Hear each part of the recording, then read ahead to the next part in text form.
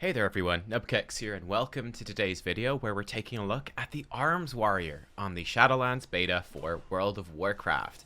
We've covered several classes and specs already and are going to be covering several, well not several more, all of them, every single class and spec here in the beta on the channel, so make sure to stick around if you're interested in seeing more of those. One thing to note is that this video will be slightly different from the ones I've done before because Blizzard has wiped all of the characters off the beta and we don't have character templates anymore that are at level 60. Instead, we have to start from level 50. So what we're going to be doing probably for all of these next few videos is leveling up on stream, testing out the classes and the specs in the world, in real world scenarios, in dungeons of course as well, to see their group content performance. And yeah, we'll probably be doing that all on stream. I streamed the warrior video, I streamed the warrior stuff classes earlier today. So yeah, you're more than welcome to join me on streams where we'll be checking out these classes and you can see sort of me figuring them out in real time if that's what you like. Without any further ado though, let us dive in and take a look at the Arms Warrior in action here on Shadowlands. Alright guys, so here we are. Let's take a look at the baseline changes for the Arms Warrior where we're rocking an absolutely fantastic mustache and beard and the new Shadowlands questing armor. But yeah, quite a few changes here to the warrior baseline. The first thing I want to look at for arms is that their mastery has been updated. So this is mastery deep wounds. In BFA, this was just a bleed, and the more mastery you had, the more damage the bleed did. This has been changed, though, in Shadowlands, so that it still does a bleed, a relatively weak bleed. It's going to do, in this case, 433 bleed damage over 12 seconds. To put it in perspective, you know, a Mortal Strike without any power-ups from Overpower, it's going to do 900 physical damage. So it's not a ton of damage, the bleed, but what it does do is while the target is bleeding, they're going to take more damage from each of your spells or abilities, right? All of your damage is going to be increased. So yeah, I just think this is a really cool change. You're going to, it's just going to mean that when you look at your damage meters and when you see your damage numbers, it's not all going to be in like the bleeding damage, but instead it's just going to be your Mortal Strikes, your Overpowers, your Executes are just going to be hitting that much harder, which I think has a very good feel to it, which is awesome. It will have some gameplay implications in AoE, like you can't just Blade Storm through a big pack of mobs, put a big bleed on all of them. It's going to be more about, okay, you put a small bleed on, but it's like what damage can you do to follow up on that, right? So that is one thing. Okay, as you can see, there's also some leveling perks here in Shadowlands. We've already got one of them, which is actually Die by the Sword now has a rank 2. So at level 52, you're going to get Die by the Sword rank 2, which is going to lower the cooldown of Die by the Sword from a 3-minute cooldown to 2 minutes, which is a really nice buff to our defensive cooldowns. At level 54, you're going to, and all warrior specs in fact, will get Challenging Shout, which is a 4-minute cooldown, instant cast ability which taunts all enemies within 10 yards to attack you for 6 seconds. Not overly useful for an arms warrior, but hey, it's there. At level 56, Rallying Cry will get a rank 2, going from a 15% temporary and max health bonus for all of your allies nearby, up to a 20% temporary and max health bonus. At level 58 then, finally, we're going back to arms. We're going to get Sweeping Strikes rank 3, which will increase the duration of Sweeping Strikes by 3 seconds, which is kind of nifty. So it's a 30-second cooldown. Before this, it was lasting for 12 seconds. With Sweeping Strikes rank 3, it will last 15. So in other words, for every 15 out of every 30 seconds, you're going to have Sweeping Strikes up. Or in other words, 50% of the time, you can have Sweeping Strikes active to cleave a second target for that 75% damage, which is awesome. We also have a few new abilities coming back with the big unpruning, and lots of utility abilities here for the Arms Warrior. The first one, and arguably the most exciting, is Spell Reflection is coming to arms, and you don't need a shield or anything, it just works. Raise your weapon, reflecting spells cast on you, and reducing magical damage you take by 20%, lasts 5 seconds or until a spell is reflected, and this only has a 25-second cooldown, it's instant cast. So this is just absolutely incredible. I mean, you can understand the uses in PvP, of course, but this is also amazing in PvE. I mean, even against a raid boss, which isn't doing specific spells that you could reflect, that's still magic damage reduction, which is wonderful for survivability. But like in dungeons, again, in PvP, whenever people are casting these big spells on you that are super dangerous, you can reflect them back, saving yourself damage and doing tons of damage back. I mean, you can do some really cool plays, I think, in Mythic Plus with taunt and spell reflection, for example. That's such a good thing to have as an arms warrior. What a wonderful bit of utility. Next up, we have Shattering Throw. This is a 3-minute cooldown, 1.5 second cast, 30-yard range. I mean, actually do it to this guy. Wham! There we go. So you throw your weapon at the enemy. It will do 600 physical damage, ignores armor, and removes any magical immunities. In other words, Ice Block and Divine Shield. And it will also do up to 500% increased damage to absorb shield. So, I mean, something like a Ret Paladin with Shield of Vengeance, you can just blow that up in one go, pretty much. So, yeah, I mean, again, this is a utility thing coming back, back from the past, which is awesome. And particularly useful for breaking those immunities in PvP, of course. Okay, we also have another defensive thing. Ignore Pain is now there for Arms Warrior as well. This costs 40 rage, has a 12-second cooldown. Fight through the pain, ignoring 50% of damage taken, up to 2,220 total damage prevented. And by the way, these are the numbers scale for level 52. But, I mean, 2,200 health is... I'm actually getting hit by something. What is that? I don't know. Oh, it was actually Vitality Conduit. That's hilarious. I don't know why that's affecting me. Sorry, got distracted. It's about 1/6 of my health, something like that. It's not too bad. If we go smack this, we'll actually see this in action. All right, great. So here we go. Ignore Pain. Rawr. And we've got this buff. Ignore 50% of damage taken. So, yeah, it's quite a lot of rage that you'll probably, in most circumstances, rather be spending on doing damage. But if you do need that extra survivability, it's there. So that's kind of a welcome addition. Next up, Intervene. And this is a very intriguing one. So it's here. It's there alongside Charge. Charge is still there, and Heroic Leap, of course. Intervene, though, is here as a new ability for the Arms Warrior. 25-yard range. Run at high speed towards an ally, intercepting all melee and ranged attacks against them for 6 seconds while they remain within 10 yards. So broadly speaking, I think quite often as the Arms Warrior, you're going to be using this more for the mobility, but it still has quite a substantial defensive benefit built in there as well. Certainly with Die by the Sword, where you have 100% parry chance, this could be an absolute lifesaver. You could potentially save your tank's life in Mythic Plus, or in a raid, you could potentially save your healer's life, or something. There's a lot of potential here for how you could use this. Again, just a really nice utility cooldown to bring. Arms Warrior was definitely somewhat lacking in utility, so it's great to see you coming in with these really interesting tools like Spell Reflect and Intervene. So that is fantastic. We also have 2 shield abilities here. Shield Block, alright, and Shield Slam. This is... I remember the Paladins got something similar. So I remember talking about Ret Paladin, and you guys called me out on this very correctly, which I was thinking, oh, get your shields. Well, this could be great. Get Mythic Plus, swap to your shield and start tanking for a bit or take some aggro off. That could be really cool utility. But as you guys rightly pointed out, you can't change your gear in Mythic Plus. So I think the usefulness for this is relatively limited when you're going to be blocking melee attacks. I mean, perhaps you guys can think of some uses. Again, I'm not sure if you can actually change your gear in PvP either. Like in Arena, I don't know. But maybe if you could, then that could be kind of nice. Obviously, you're not going to be able to use most of your abilities if you switch to a shield. Here's a shield. And we'll put on a one-handed weapon, which is... Well, that's a two-handed weapon. There you go. Warglaive, never mind. Struggling. A dagger, that works. Like, you can't use Mortal Strike. You could use Execute, actually. So, yeah, I mean, Mortal Strike being missing is one of the big ones. But I guess you could do a lot of your spells. At least do less damage, but it's an option, I suppose. The talent tree for Arms Warrior has also seen quite a bit of love.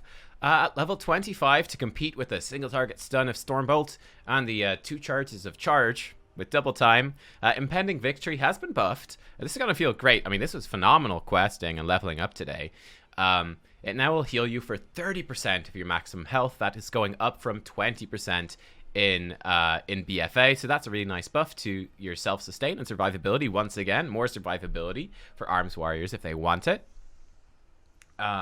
Next up, oh yeah, collateral damage. So collateral damage has been a bit reworked. The way this works now is that when Sweeping Strikes ends, your next whirlwind will do 25% increased damage for each ability used during sweeping strikes that damage the second target. Let's see if we can test this out over here. I mean, bear in mind we don't have rank 3, so sweeping strikes won't last quite as long. But like if we charge in, just smack this dude, we'll throw down Ravager. Talk more about that later, and let's throw out some sweeping strikes here. Let's see how much we can build this up. I'm just gonna be pressing buttons, hopefully pretty much on cooldown. And here we go. Okay, we got 8 stacks. My next whirlwind's gonna do 200% more damage. Let's try it out here. Bang, bang, bang. So that whirlwind in total against 3 targets, it did 3,000 damage. You know, it's not groundbreaking, but it perhaps could be pretty good. And again, that's against 3 targets. You know, against more targets, that bonus damage is going to stack up even more. With more haste, this is going to get even better. And of course, with the extra 3 seconds of sweeping strikes, it's going to be even better again. So that could end up being good. We shall see. Of course, it's competing with Warbreaker, which is amazing. And Cleave now has been changed up as well. The way Cleave works, it replaces sweeping strikes. It has, at this level of haste, 14%. It has a 5.3 second cooldown. It costs 20 rage, and you're going to swing, hit up to 5 enemies in front of you for 444 physical damage, and it will inflict deep wounds. And it also consumes the Overpower effect to deal increased damage. The Overpower effect normally just applies to Mortal Strike. In fact, let me grab Cleave here.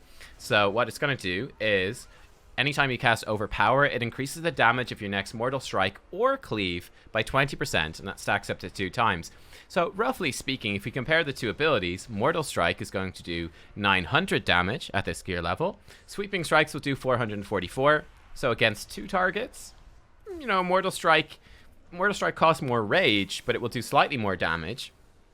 Against 3 targets plus, Cleave is going to start doing a whole lot more, while also being cheaper. Now, it does have a pretty small range. Yeah, like, I'm not hitting this guy, am I? Let me see here.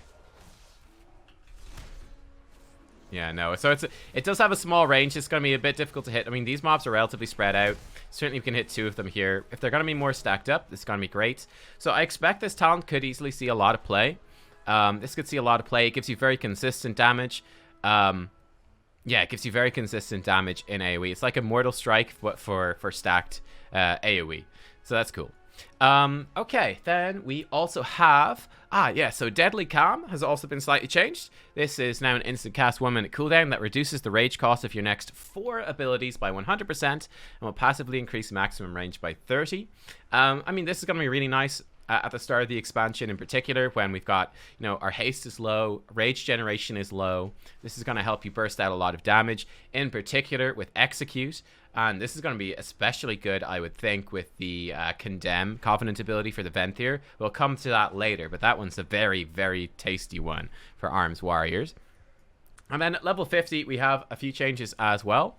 So first up, Dreadnought. This one is actually really nice. This now contain, this is one of the Azurite traits that's been baked into this. Overpower has 2 charges and causes a seismic wave, doing about 300 damage to up to 5 enemies in a 10-yard line. I mean, bearing in mind that Overpower is hitting for about 580 damage, and again, bearing in mind that Mortal Strike hits for about 900, excluding, of course, the Overpower buff. You know, if you can hit 5 enemies with this at 300 each, that's 1,500 damage. That's an awful lot of damage. That's really good. It's about as much damage as hitting, that's hitting like about 3 to 4 targets with Cleave. You let's say it's 3 targets with an overpowered enhanced Cleave. So this is going to be really good. This could be really, really potent. See it there? There's a little bit of an effect. It's a bit hard to see, I guess. But yeah, there you go. And also the 2 charges, you're going to be able to like double buff your Cleave. So I think that could be really nice. I think there's a very strong Cleave plus Dreadnought build, which is going to do very consistent AoE damage. Or well, at least 5 target AoE damage. Target cap, a topic for another video. And then I think another really nice combo is, of course, you know, your Warbreaker, applying Colossus Smash and AoE on a 45-second cooldown. Well, this is really cool. Ravager, again, just to illustrate first, Bladestorm. I've got macro, so it's not quite working on my bar right now, but Bladestorm is a 1.5 minute cooldown, and of course, while you're Bladestorming, you're stuck in the animation. You can't do anything else, although you do have, you are immune to movement impairing and loss of control effects. I mean, it's Bladestorm. It's as good as it's always been. Ravager, though, is going to replace Bladestorm And this is interesting because Ravager has a 45-second cooldown, so it syncs up perfectly with Warbreaker. And what an amazing AoE burst combo that is! Colossus Smash everything in AoE, so they're all going to take 30% more damage, and then drop a Ravager in on top of them, and you're just going to be absolutely popping off. Again, it's going to do 1600 damage over its duration to up to 8 enemies, and it also applies deep wounds, and of course it does as well generate lots of rage. So even in pure single target, it's also going to funnel rage into every single Colossus Smash window. Blade Storm, in comparison in terms of damage, Blade Storm, excuse me, is doing 2,700 damage over 5.3 seconds. So, of course, you know, you're losing the opportunity cost of, you know, casting other spells there, right? Casting other spells while that's happening. So, I mean, someone can work out the exact numbers and how much damage each of these is going to do, but Ravager should be a pretty substantial increase. Again, if I show you this to you over here, you can throw down the Ravager, Colossus Smash these guys, and like we can sweeping strikes and start like cleaving and doing all sorts of stuff now as well. And we're just going to be pumping out the damage. It's going to be really, really good here. And look, we just have like basically infinite rage during that Colossus Smash window, which is awesome. So like there you can see in that AoE burst, Ravager doing tons of damage, and of course really empowering us to do even more damage there too. So yeah, Ravager looking really good. So some really nice talent changes here as well for the Warrior. Do you want to go for the big bursty cooldowns? Do you want Ravager helping you with that single target? Going for the more consistent AoE. How much do you want that 30% extra healing? That could be really good. Give up some charges for that. Maybe it's worth it. And so on. So yeah, pretty cool, right? Pretty cool. Looking at our legendary powers. And again, unfortunately, I can't actually show you these ones in action. We'd need to get to level 60 and grind these out now on the beta. Unfortunately, Blizzard took away our free access to these. So send an angry message. Send angry thoughts Blizzard's way. Don't blame me, please. I beg you. But we have 4 general warrior legendary powers. These would work for every single spec. The first one is Leaper, and this gives heroic leap 2 additional charges. So this is obviously a phenomenal returning utility legendary. Super, super cool. Hopefully we'll be able to equip multiple legendaries at some point in Shadowlands. Certainly on Shadowlands launch, you're going to be wanting to go for throughput legendary stuff that's going to like increase your damage. So this one won't be too appealing, but it's a really nice one that might be super useful later on in the expansion, or at the very least clearing old raids, you'll be able to jump around much faster, I guess. Next up is Misshapen Mirror, and this one is insane. Spell Reflection lasts 200% longer and applies to your party. This is unbelievably good. Like, the things you're going to be able to do with this is crazy. So first of all, that's going to be 15 seconds of spell reflection on everybody. Of course, it still only reflects one spell, and that's going to be consumed. But I mean, if it's sort of like spells that can't be consumed, that is like 20% magic damage reduction to anyone that has that for 15 seconds, which is super, super good. But yeah, just the plays that you could potentially make with this in Mythic Plus and stuff. I'm very excited to see what creative warriors are able to do. Yeah, or like in PvP as well, like what creative players are going to be able to do to really be a pain in the ass. I mean, this is not something you want to play against in PvP. You're going to be absolutely furious if you're a caster, but there you are. That's what that does. Next up is Seismic Reverberation. If Whirlwind... or Revenge, not Revenge for arms, obviously, but if Whirlwind hits 3 or more enemies, it hits them 1 additional time. So, I mean, that's just going to add up, generally speaking, to a bit more AoE damage with Whirlwind. I feel like it's not great for arms at the start of the expansion. Again, we're quite low on rage, and you're either going to be spending most of that rage still on, you know, Mortal Strike to keep your Deep Wounds buff going, or on Cleave to keep, again, that Cleave and Deep Wounds buff rolling. So... yeah, I mean, it's going to be okay, but not necessarily amazing. And it's just flat damage at the end of the day as well. It's okay. And finally, for the generic ones, we have the Signet of Tormented Kings. Activating Bladestorm or Ravager will randomly cast either Recklessness or Avatar at reduced effectiveness. So again, I can't quite test it out. I snuck in the reduced effectiveness there. I'm not sure exactly what the effectiveness is going to be reduced to, but of course Recklessness is giving you more critical damage, and Avatar is giving you just more damage straight up. So I mean, needless to say, this is pretty damn good, especially if you're going with Ravager into the Warbreaker combo.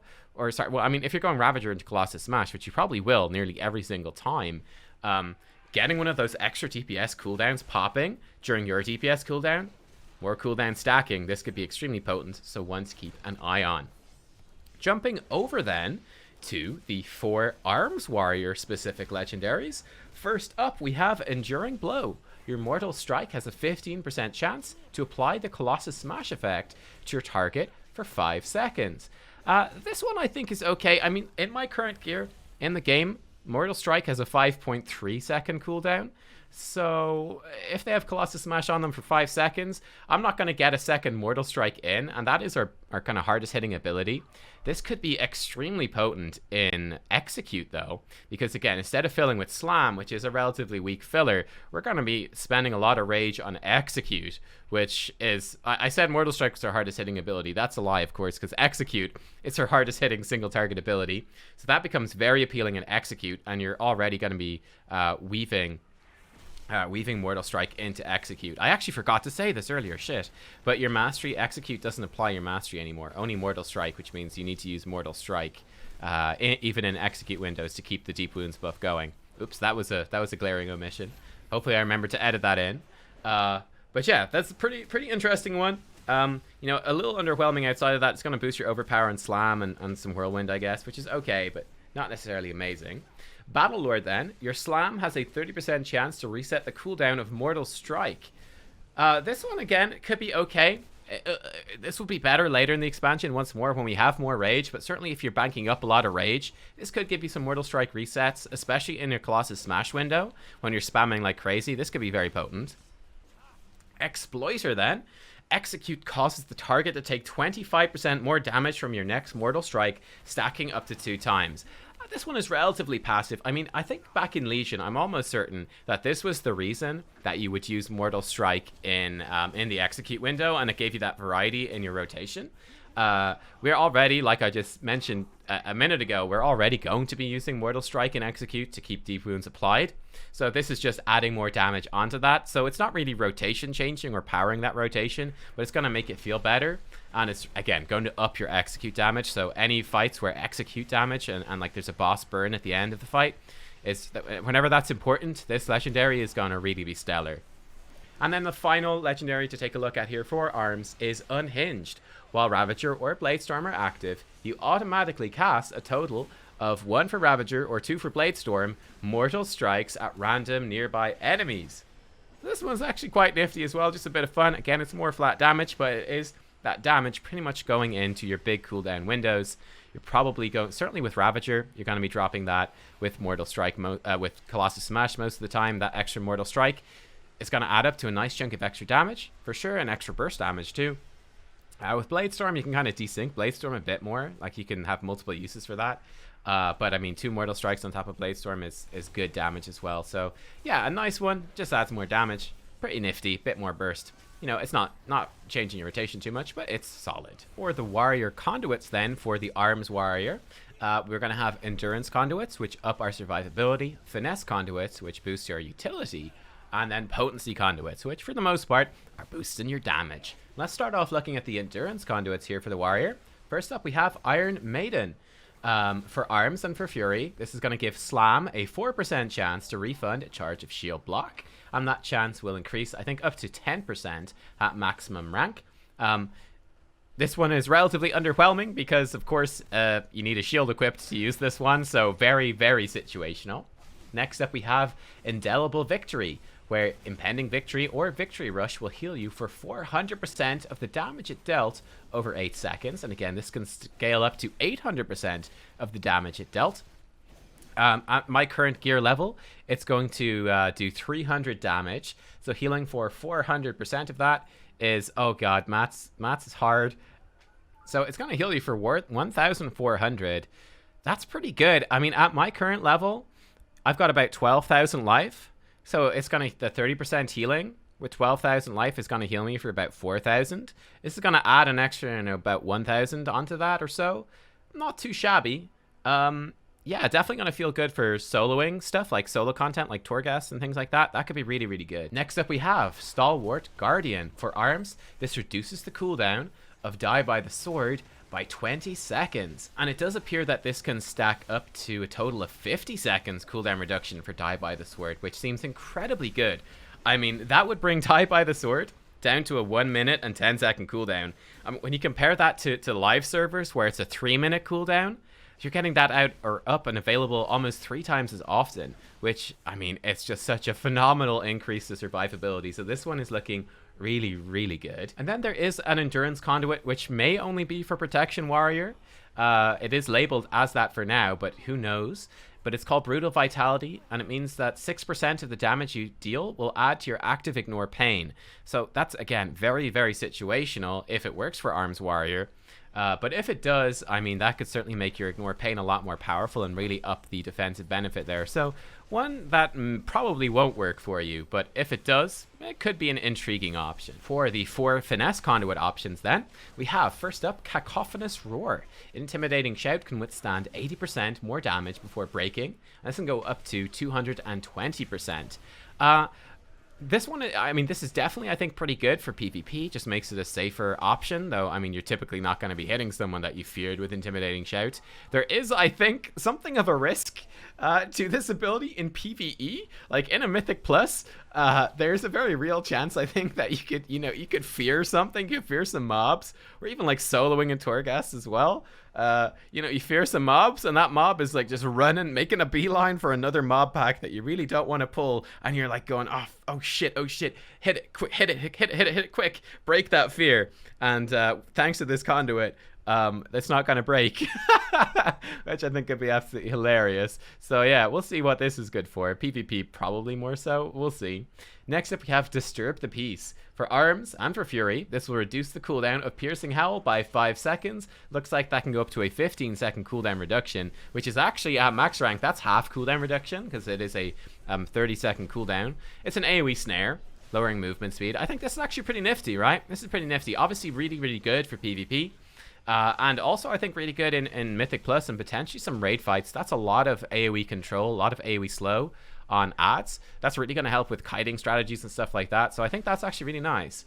Next up, Inspiring Presence will increase the duration and health granted by Rallying Cry by 20%. Again, it looks like this scales up to a 50% bonus. So Rallying Cry at maximum rank there would last for 15 seconds, up from 10, which is awesome. And again, bearing in mind that we've got the leveling perk, which is going to make it a 20% health bonus, that's going to go up to a 30% health bonus. So this could be phenomenally strong to help your raid survive like dangerous burst situations. And I mean, 15 seconds of max health increase, that's going to feel really, really good. So this one could be one that you're going to grab for sure to help out your team if your raid leader is asking for it. Finally then, Safeguard. Intervene will reduce damage taken by the target by 10%, and it looks like this can go up to a 24% damage reduction for the 6 seconds that they have the Intervene buff on them. So again, needless to say, that could be really, really useful as an extra sort of external cooldown on a 30-second cooldown, by the way, that you can bring as the Arms Warrior. Nice bit of extra utility, very welcome for sure. In terms of the potency conduits, so these are the big ones, the tasty ones that are going to be upping your damage. We do have one that doesn't seem to be correctly labeled as being for any particular spec, but obviously is extremely enticing for the Arms Warrior. It's called Ashen Juggernaut. We'll see if this one actually makes it in. But Execute will increase the critical strike of Execute by 3% for 8 seconds, stacking up to 6 times. And it looks like this gets as powerful as an extra 10% crit chance, which if you could stack that 6 times would be 60% extra crit chance on Execute, basically permanently up in the Execute window. So yeah, I think you can see why this one is probably not going to make it in, and it's probably not been put into the game yet properly because it's awaiting changes, because that is just ridiculously, insanely, mind-blowingly overpowered. But it's one to be aware of. We can hope, but unlikely, I think, to come in like that. For the Arms Warrior ones that are in right now, we have Crash the Ramparts, which will give Overpower a 6% chance to apply Colossus Smash for 3 seconds. And this can go up to about a 15% chance at maximum rank. I think this one is actually pretty good compared to Mortal Strike applying Colossus Smash. If Overpower applies it, you're often following up your Overpower with a Mortal Strike, so you're going to get a Colossus Smash to Mortal Strike in there, which is pretty nifty. Lasting for 3 seconds, again with enough haste, you could probably get in a Mortal Strike and an Execute into that window. So I think that could actually work out to be relatively potent, though it is a somewhat low chance to proc. Next up, Merciless Bone Grinder. Slam critical strikes. Reduce the remaining cooldown of Ravager or Bladestorm by 1 second. And this can scale up to about 2 or 2.4 seconds of cooldown reduction on each slam critical strike. Not phenomenal, I would think, at the start of the expansion here, where a crit and our haste are going to be pretty low, but this could become very potent later on. One downside for sure to this is that it will desync the Ravager cooldown from your Colossus Smash cooldown. So if you're running the Warbreaker talent, for example, you're almost definitely not going to want to use this, because you're going to be holding on to Ravager for Warbreaker anyway. Finally then, for the ones we have for Arms Warrior right now, we have Mortal Combo. Mortal Strike has a 15% chance to hit an additional time. It looks like this might go up to something along the lines of a 20% chance. It's hard to judge. The rank numbers are a bit wonky, but I mean, needless to say, Mortal Strike is going to be a very significant source of our damage. Having that hit an additional time is really, really good. Not sure how it's going to function with Overpower, like if you can consume the Overpower stack with the first hit, does it apply to the second as well? I'm not certain. But yeah, just, you know, it's not going to change your rotation or do anything too crazy or too special. It's just more damage, and that's pretty okay. Before we look at the Covenant abilities, I do want to touch on very, very quickly, and you can flip back to this after looking at the Covenants, but there are also Covenant ability-specific potency conduits, one for each Covenant, that will make that Covenant ability function better. For the Kyrian, Spear of Bastion, there's Piercing Verdict, which increases Spear of Bastion's instant damage and rage generation by 20%. That looks like it can go up to 40%. For the Venthyr, there is Harrowing Punishment, which increases Condemned's damage dealt and damage prevented by 8% for each nearby enemy, up to 40%, which seems kind of nutty, and it looks like that can scale up to actually 15% for each nearby enemy. I'm not sure if that's going to increase the maximum as well. I presume it probably would, but that seems absolutely insane. For the Necrolords, there's Veteran's Repute. Brandishing the Conqueror's banner immediately grants you 5 glory, and while the banner is planted, your strength is increased by 12%. That looks like it can scale up to 26% bonus strength with the barrier planted for you. And then finally for the Night Fae, there is Destructive Reverberations. Ancient Aftershock's cooldown is reduced by 15 seconds, and it looks like this can go up to maybe about 30 seconds of cooldown reduction. Jumping into the Covenant abilities then, and unfortunately, I'm not going to be able to show you all of these. I can show you this one, the first one, the Kyrian one, but it's just going to be very hard to actually show you the other ones in action. For each spec, it would take about 10 hours to get through and to record footage of each of these. So let me know if that matters a lot to you. For this video, I'm not going to put it in, but yeah, I don't know. I'm open to this one. Like, if it's very, very important to people that they see actual footage of these Covenant abilities, then I will absolutely go and level every single character up to max so we can check them all out. Of course, we can only check them out once, right, while we're leveling, because once you reach max level, you have to commit to a Covenant and then you're stuck with that one. But yeah, I don't know. Let me know what you think, but let's dive into them. First up here for the Covenant abilities, we have the Kyrians. Their signature ability is Summon Steward. This has a 5-minute cooldown.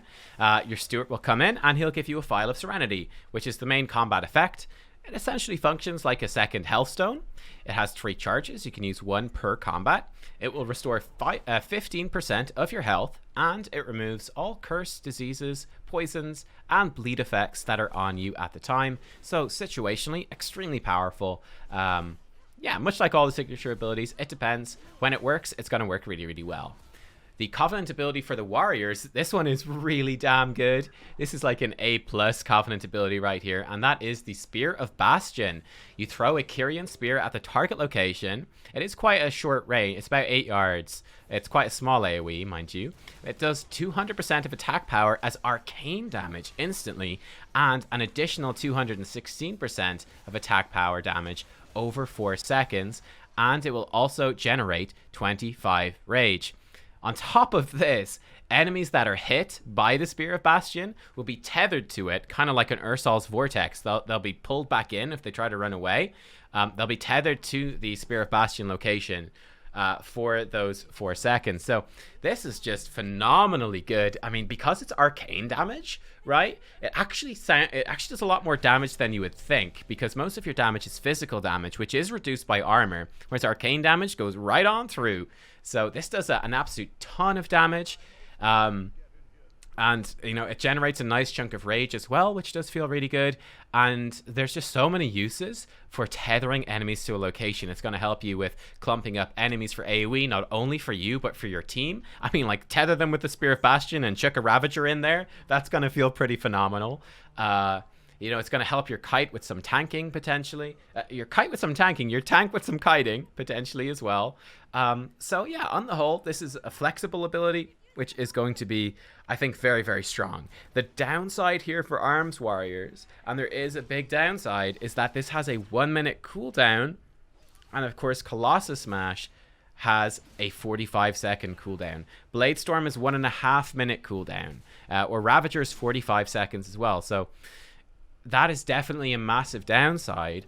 You know, it might work okay in Mythic Plus, you know, where you might be delaying those abilities anyway to sync up with some bigger pulls and stuff like that. But in a situation where you're using your cooldowns on cooldown, it's going to desync pretty terribly. So that is certainly a downside there. But on the whole, I mean, this does a lot of damage. Single target, a monstrous amount of damage in AoE. The rage generation is great. The utility effect is great. This just does so many things well. It feels great to play with. And unlike a lot of Covenant abilities, which are just, you know, take it or leave it, they're kind of nice, but not game breaking, this one actually feels amazing. Next up, we have arguably an even crazier ability in the Venthyr abilities. First of all, let's talk about their signature ability. That is Door of Shadows, which is pretty nifty. It's a 1-minute cooldown, 35-yard range, 1.5-second cast. It just teleports you to where you click. So that's obviously extremely good. Warrior already has relatively good mobility in that way with Heroic Leap. But Door of Shadows, you know, you can just teleport, because it's a teleport. You can just get over certain raid mechanics. You could potentially do some skips in Mythic Plus. It's certainly very, very useful. Where things get particularly crazy, and in particular for the Arms Warrior here, this is the dirtiest ability here in the game, I think, probably. This is Condemn. So Condemn replaces Execute. It deals shadow damage instead of physical damage, and you can use it on enemies who are above 80% health, as well as, of course, the standard below 20% health. Now, hilariously, with Massacre, you can use this when they're above 80% health and below 35% health. So that's a total of 55% of a target's health bar, obviously split up, but that's a total. They're in Execute range for more than half of their life. There's only 45% of their health bar, kind of in the middle, where they're not in Execute range. So this is just, this ability is just insanely good. Like, holy hell. At least for protection, you know, there's a limit on how much they can use Execute or Condemn. And for Fury, there's obviously a cooldown on Execute. But for Arms, you can spam the hell out of this thing. Like, this is just so nutty. Like, if you think about on pull, like, you're going into a boss on pull, you're blowing your Ravager, you're blowing your Colossus Smash, and you've got Bloodlust on a lot of pulls and combat potions and all your procs going off. Like, you're going to do a monstrous amount of single target damage because you're going to be able to execute them in that pull window. It's crazy. It's absolutely bananas. This is amazing, obviously, for dungeon play and for questing, where you're constantly, like, pulling new mobs, and you're just going to be able to nuke them on pull. Yeah, and not only that, I mean, just having Execute be shadow damage almost by itself, that's a massive increase to Execute's damage. That's almost good enough by itself. So this is just nutty good. Obviously, there's a lot of rage cost to this, so, you know, you're going to rage starve yourself quite a bit. Like, how many times do you actually get to cast it? There is a limit to how much you can cast and Execute, like at the start of an expansion with low stats. But, yeah, this one's pretty crazy. It's just, I just worried that this will do so much damage that even though the other Warrior Covenant abilities are amazing, like, they're really damn good, this might be just too good for Arms to pass up. This just seems insane right now. Next up, we have the Necrolords. For the Necrolords, their signature ability is Fleshcraft. It's a 4-second channel that, with a 2-minute cooldown, that creates a shield that is up to 20% of your maximum health, If you channel near corpses, you can claim their essence to grow the shield up to 50% of your maximum health. So yeah, I mean, like, this one it's pretty damn nifty. It's a big honking shield that's going to help you survive mechanics. I mean, it's maybe a little less useful for Arms Warrior than you might think coming from BFA, in the sense that your survivability has already, like, been so massively increased as an Arms Warrior coming into Shadowlands, that this one isn't as needed, but it's still going to be very good in a lot of situations. You know, it's a big shield. It lasts for 2 minutes, the shield as well, obviously, until it's broken. But that can be pretty nice to play around for sure. Then the ability, the warrior ability for the Necrolords, is Conqueror's Banner. Brandish the banner of the Necrolords for 2 minutes, increasing your movement speed by 10% and causing Mortal Strike to grant you glory. Killing an enemy grants 2 stacks of glory. Reactivating this ability plants the banner in the ground, granting 20% maximum health and 50% attack speed to you and 4 allies within 15 yards of the banner. This will last 2 seconds per glory and up to 30 seconds. This is an instant-cast ability with a 2-minute cooldown. So this one is intriguing. I mean, it's basically making you something. It's a supportive ability, right? It's about empowering like the melee group in raids. It's about empowering your group in Mythic Plus. It's got the defensive benefit, which is pretty strong. I mean, if you consider like raid fights where there can be tough burst damage, for example, like something like Zakul in Eternal Palace is a really good example. Like being able to pop Rallying Cry and throw down a Conqueror's Banner, like that's a whole ton of maximum health that you can provide as a DPS class to your whole raid, which could like get you through a healing, like a massive healing check, a massive damage check in a mechanic really, really well. So that's already pretty appealing. And 50% attack speed is obviously fantastic for you as an Arms Warrior. It's going to give you more resets with your auto attacks. It's going to give you a lot more rage and just do quite a bit more damage.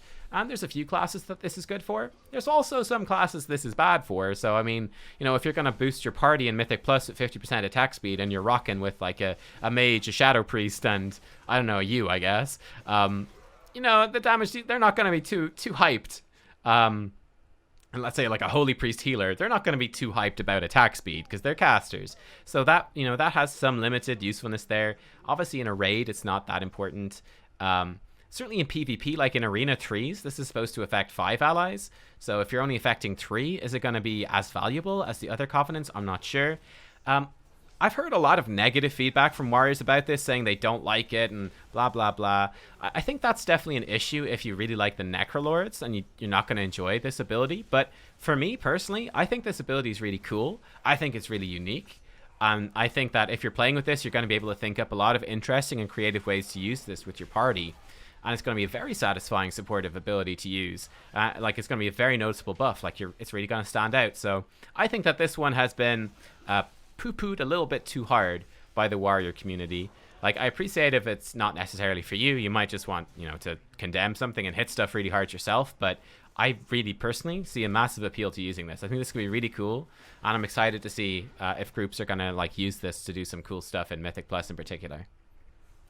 Finally, then, we have the Night Fae. The signature ability for the Night Fae is Soul Shape. This turns you into a Vulpin, which instantly teleports you 15 yards forward, and it increases your movement speed by 50%. This lasts for 12 seconds. Every 4 seconds, you can reactivate the button to cast Flicker, which is another 15-yard blink. So you can get like 3 or 4 of these blinks out in a single Soul Shape, on top of the 50% movement speed. That's just a whole heckin' lot of mobility on a 1.5 minute cooldown. So again, you know, maybe it's too much mobility, but it's certainly going to feel pretty good, and you can use this indefinitely in rest areas and live out your best Fox dream. The Warrior Covenant ability for the Night Fae is Ancient Aftershock. Unleash a wave of anima, doing 220% of attack power nature damage to up to 5 enemies and knocking them down for 1.5 seconds. Enemies struck take 42% of attack power nature damage every 2 seconds for 12 seconds and transfer it to you as 6 rage. So this has a 1.5 minute cooldown. It's instant cast, of course. This obviously has a very direct, it's a very direct competitor, I would say, to the Spear of Bastion. They're going to do about the same amount of damage. Ancient Aftershock does slightly more damage, but of course its cooldown is 1.5 minutes compared to the 1 minute of Spear of Bastion. So in, like, let's say a 6 minute fight, if you're using these on cooldown, Spear of Bastion will actually do more damage. On top of that, though, another way that these differ, this does have the 1.5 second stun baked into it, which is, you know, pretty useful as an AoE stop. There is, of course, something of a downside in that it's a very small stun. So if you're going to put things on stun Dior, that could be like a bit of a bummer, like in PvP or in Mythic Plus. That could be a downside for sure. So it's going to vary. It could be a downside sometimes. It could be a very positive thing other times. Just giving you an extra big interrupt in AoE. That could situationally be phenomenally good. Also transferring rage to you. Compared to Spear of Bastion, which gives a flat 25 rage, Ancient Aftershock can give up to 30 rage. But that rage is going to sort of slowly trickle in. I actually think the slowly trickling in is going to work relatively well. I think a big perk for Ancient Aftershock is actually the fact that it's a 1.5 minute cooldown. So it's, we talked about this being a problem with Spear of Bastion. If you're going for like the AoE burst sort of talent setup with Warbreaker and Ravager, which is a 45-second cooldown burst, Spear of Bastion on 1 minute doesn't really sync up. Ancient Aftershock, though, is going to perfectly sync up with every second one of those cooldowns. So you're going to be able to, throw down your Ravager, do a Warbreaker, then do a big, dirty Ancient Aftershock. And it's going to be nice. You're just going to have a ton of, an absolute ton of rage trickling in. I think that's where the trickle-in effect of the rage becomes pretty good, where it is going to just gradually come in. And the Ravager gradually trickling in rage as well. You're just going to have a steady stream of rage. That should be pretty reasonable to manage. You're just going to be able to spam out your heart to your heart's content, but probably not overcap. So, yeah, I think this one is pretty cool. Again, compared to the Spear of Bastion, it's got pros, it's got cons. So we'll see exactly how these turn out and which one you prefer. And there you are, guys. They are all the different parts of the Arms Warrior here on the Shadowlands beta. I have very, very positive feelings about the Arms Warrior. I've really enjoyed playing with this class here as we were testing it out today. It's a slow but steady spec. And to me, that's very enjoyable. With the low stats at the start of the expansion, you're not going to be mashing like crazy, like you're not like a Havoc Demon Hunter who's just spamming buttons every single GCD. You're going to have empty GCDs where you're kind of waiting, or you're pooling up your rage ready for your burst windows.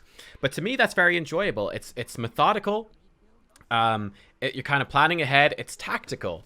It's the sort of the feeling that it gives to me. I really enjoy this start of the expansion feel for the Arms Warrior, actually. And in particular because you're hitting things really fucking hard. Like, you really absolutely smack things so hard. The new mastery ties into that so well. Instead of being a bleed, which is, it's fine. But there's like Feral Druids and Assassination Rogues and other sort of damage over time bleedy type classes. It's actually just nice that it just increases your damage at a flat rate.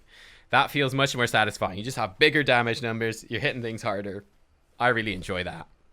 I think for the Arms Warrior as well, like the Legendaries are pretty solid. Your Conduits are pretty solid. And the thing that particularly stands out for me for Arms, that's going to be a very enjoyable thing for you, is that your Covenant abilities are overwhelmingly good. Like, oh my lord, compared to most of the classes we've looked at so far, where the Covenant abilities, I mean, like for Mage, they're pretty miserable for the Mage. For the Paladin, they're pretty decent. For the Priest, they're only okay. The Warrior definitely stands out sort of head and shoulders above a lot of the other classes, as you're going to go into the Covenants and actually have a difficult choice in the sense that you kind of miss the other ones. Like if you take Condemn, you're going to do this like crazy execute, and that's really going to affect your playstyle, hunting out high health mobs to condemn them. And like sweeping strikes, cleave that onto other stuff. Like, that's really cool, and you're going to feel super powerful. But you are going to miss having the Spear of Bastion or the Ancient Aftershocks or the utility of the Necrolord banner, the Conqueror's banner. I just think that each of these abilities, I think, is going to feel really good to play around. They all do, like the ones that do damage, the three that do damage do really good damage, like really good damage. They all look cool as well. They have interesting effects as well, like the Spear of Bastion tethering things in, Ancient Aftershock giving you another stun. I just think this is the best set of Covenant abilities I've looked at. I mean, the only downside is, like I said, that they're so good that, I mean, at least if they're all kind of meh, then you don't feel too bad. If you choose one Covenant and you don't get the other ones, you don't feel too bad. You're like, that ability's, it's cool, it's decent, but not that big of a deal. I think for Warrior, though, that's the downside, is you're going to be going, man, I wish I had those other ones. They look amazing, too. Fuck, these are all so good. So, yeah, I mean, take that as a pro or a con, as you will. I'm kind of curious what people will think when they actually get into it as a Warrior. But yeah, I mean, it's a super fun class. Simple. Simple, but it feels good. Feels like you're hitting things hard. And definitely the increases to utility are phenomenal. From Spell Reflect to Shattering Throw, stronger defensive cooldowns. Yeah, it's a very positive look for the Arms Warrior. I think Arms Warrior is looking like a really good class, a really solid class going into Shadowlands. You're going to feel very, very good with this one. Yeah, satisfying, powerful. It's awesome. Arms Warrior is awesome. Big thumbs up from me. Hope you guys enjoyed. I'll see you next time. Bye-bye.